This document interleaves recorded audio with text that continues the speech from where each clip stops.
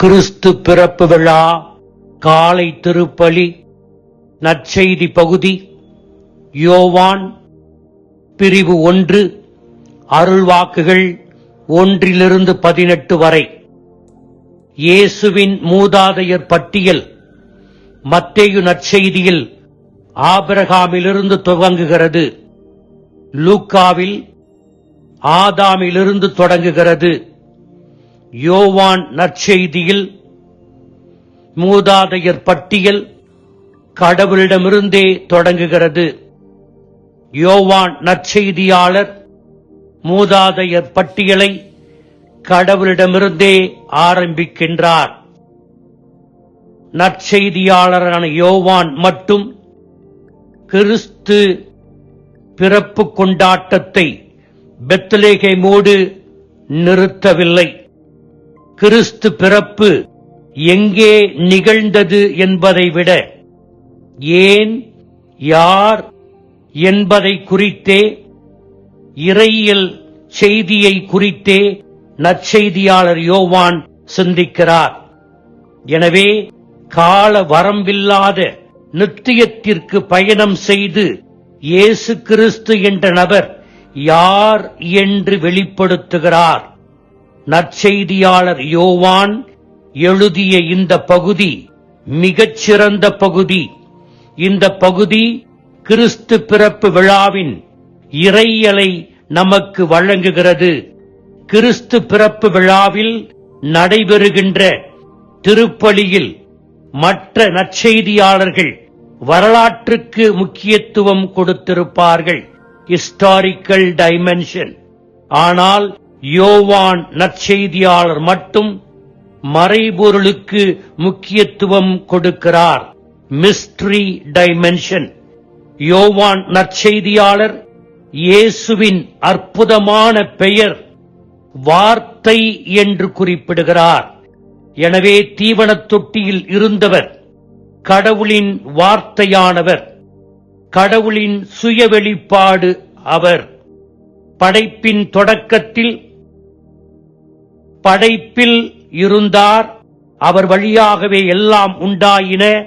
யோவான் நற்செய்தியில் வழங்கிய முகவுரை அழகான இறையியலாலும் உருவகத்தாலும் இயேசு கிறிஸ்துவை பற்றி விவரிக்கின்றன. அன்பின் மறைபொருளை பல்லாண்டுகள் போதித்து அதனை ஆழமாக தியானம் செய்து அதன் பயனாக இயேசுவை பற்றி கிடைத்த உன்னதமான இறையியலை யோவானின் இந்த முகவுரை புரோலாக் புலப்படுத்துகிறது. இந்த முகவுரையில் இயேசுவின் தெய்வீகத்தன்மையை வலியுறுத்துகையில் இயேசுவின் மனித இயல்பின் யதார்த்தத்தை குறித்து நற்செய்தியாளர் சந்தேகப்படவில்லை.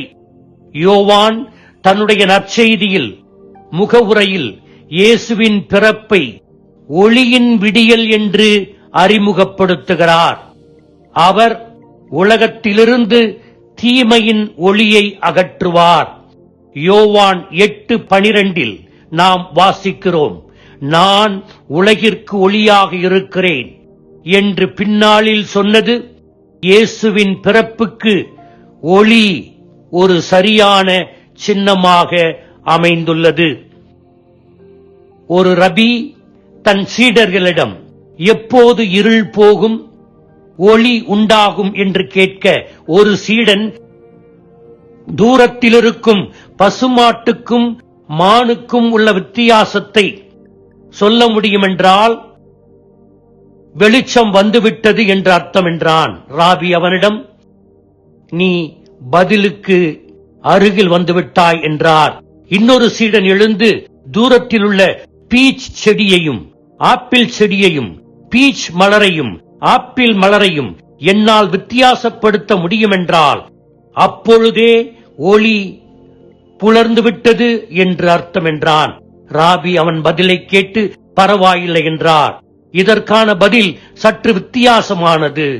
ஒரு ஆணின் முகத்தையும் ஒரு பெண்ணின் முகத்தையும் பார்த்து, இவர்கள் கடவுளின் குழந்தைகள், என்னுடைய சகோதர சகோதரிகள் என்று எப்போது என்னால் சொல்ல முடிகிறதோ அப்போதுதான் இருள் மறைந்து ஒளி புலர்ந்தது என்று அர்த்தம் என்று சொன்னார் அந்த ராபி. கிறிஸ்து பிறப்பு விழாவின் இந்த காலை வேளையில் இருளை ஒளி வெற்றி கொண்டு விட்டது என்று கொண்டாடுகிறோம். புனித யோவான் தன்னுடைய நற்செய்தியை இயேசுவை ஒளி என அறிமுகப்படுத்தி வானிலிருந்து மண்ணகத்தின் இருளை போக்க வந்த ஒளி என்று கூறுகிறார். அதே போல 1:14 வாக்கு மனிதரானார், நம்மிடையே குடிகொண்டார் என்கின்ற இறையியல் சித்தாந்தத்தை நம்மிடம் பகிர்ந்து கொள்ளுகிறார். அன்னை மரியாள் வாக்கைதான் வாழ்ந்து காட்டினார், வாக்கைதான் கருத்தரித்தால், வாக்குதான் அவருடைய வயிற்றிலிருந்து மனிதராக பிறந்தது, நம்மிடம் குடிகொண்டது. நாமும் இயேசுவை இன்றும் கருத்தரிக்க முடியும். இறை வார்த்தையை நாம் ஒவ்வொரு நாளும் வாசித்து அதனை வாழ்ந்து காட்டினால் இயேசுவை நாமும் ஒவ்வொரு நாளும் கருத்தரிக்க முடியும். நம்மிடையே வாழுகின்ற இயேசுவை, வார்த்தையானவரை ஒவ்வொரு நாளும் வாசிப்போம், பூஜிப்போம். ஆமீன்.